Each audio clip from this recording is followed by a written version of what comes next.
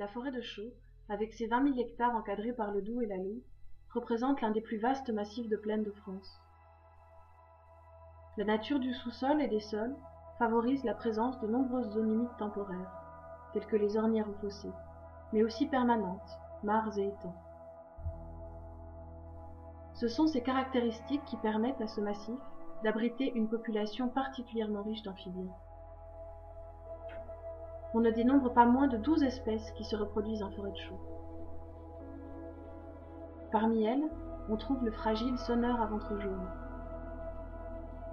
mais aussi la célèbre salamandre tachetée.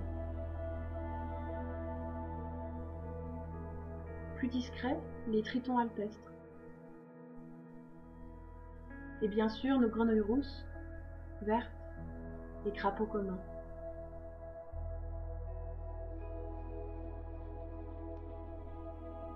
Chaque printemps, les amphibiens quittent leur quartier d'hiver pour s'acheminer vers leur habitat de reproduction. Lorsque les itinéraires parcourus sont entrecoupés par des infrastructures routières, de nombreux amphibiens sont victimes de la circulation, formant parfois des zones d'écrasement importantes. Le réseau routier qui fragmente la forêt de Chaux est traversé par des milliers d'amphibiens pendant cet épisode migratoire.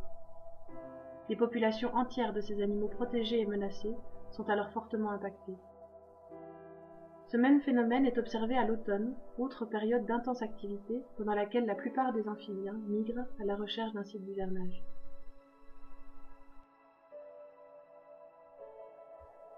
Dans le cadre de la préservation de la trame verte et bleue, la communauté d'agglomération du Grand Dol, soutenue par le dispositif Natura 2000, se penche depuis plusieurs années sur l'étude et la préservation des populations d'amphibiens en forêt de Chaux.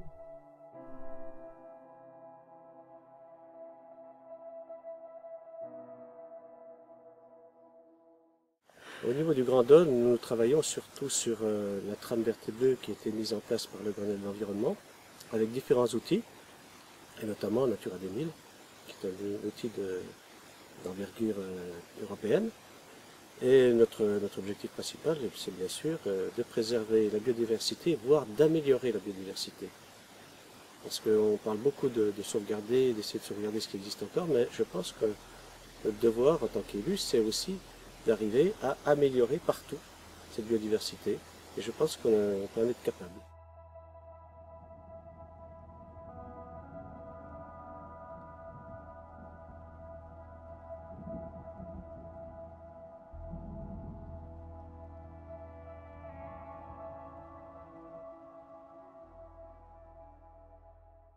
Alors on sait depuis des années qu'il y a de la mortalité sur les routes, mais on ne savait pas précisément où. Alors en 2012, on a dit qu'il faut qu'on aille inventorier ces secteurs. On y est allé avec le service environnement du Grand Dol et puis l'association de l'environnement. On a fait des relevés qui étaient un bon début mais pas assez précis. Donc en 2013, on a décidé de faire appel aux bénévoles via les associations, nos partenaires, et puis assez largement au grand public, en disant on va aller relever, pointer avec un GPS exactement les zones, compter les animaux, déterminer les espèces, et puis ça pendant toute la période de migration.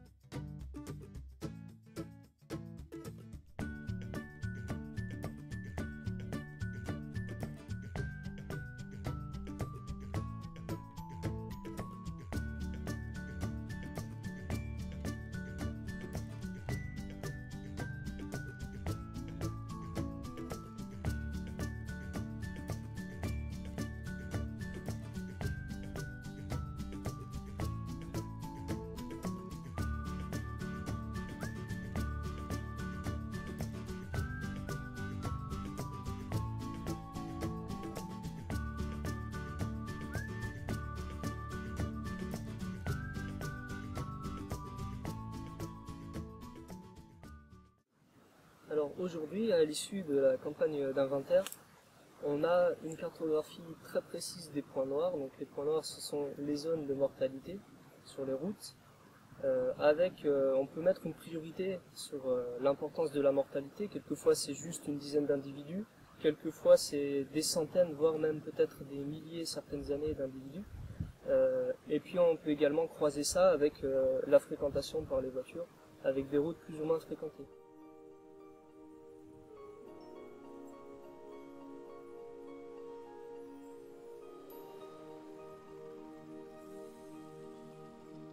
Dans le domaine des batraciens, ou même dans le domaine de la préservation de la faune et de la flore en général, le travail du Grand Dôle, c'est d'abord de mettre en place des structures, des actions qui permettent donc aux personnes, au grand public, d'être éco-citoyens, c'est-à-dire de pouvoir agir eux-mêmes, en groupe d'abord, et puis même de chacun de leur côté, pour la préservation de la biodiversité.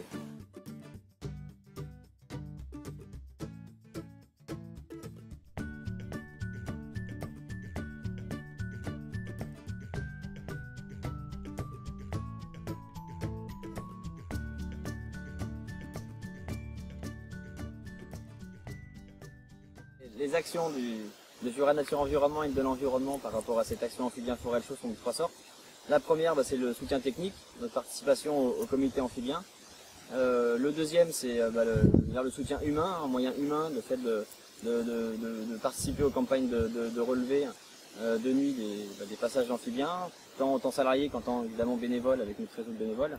Et la troisième facette, c'est le soutien financier que nous pouvons apporter, notamment pour la pose de panneaux de signalisation sur les bords de route, essentiellement départementales, grâce à un soutien de la Fondation Noroto qui va soutenir cette opération pour aller implanter au moins sur 2 ou 3 sites les routes de signalétique, d'information des automobilistes à cette problématique amphibien.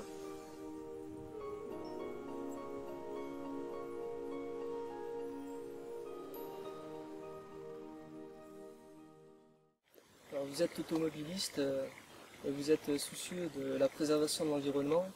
Si vous voulez éviter vous-même de causer des mortalités, la meilleure chose à faire, c'est d'éviter les secteurs où il va y avoir des migrations d'amphibiens. Donc vous savez que le soir à tomber de nuit, en fin février, début mars, et surtout les soirées où il pleut, vous avez beaucoup de chances d'en rencontrer sur les routes. Si vraiment vous êtes obligé d'utiliser le circuit pour vous rendre chez vous ou pour aller travailler, vous pouvez déjà lever le pied, c'est très important. En diminuant la vitesse, vous diminuez le nombre d'animaux que vous allez rencontrer et vous pouvez les éviter aussi et mieux les voir sur la chaussée. Donc limitez les déplacements en période sensible et puis diminuez vraiment la vitesse.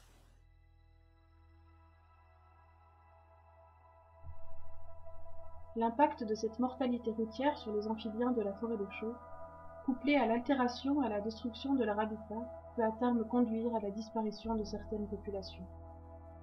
Le comité technique mis en place par la communauté d'agglomération du Grand Dôle, qui regroupe collectivités, associations de protection de l'environnement, experts et usagers du massif, travaille sur la mise en place d'actions concrètes de limitation de l'impact de la circulation routière sur les amphibiens. Quelles que soient les solutions envisagées, panneaux de signalisation, ralentisseurs, fermeture ponctuelle de portions de route, la problématique d'écrasement des amphibiens nécessite l'implication du plus grand nombre pour la conservation de notre patrimoine naturel local.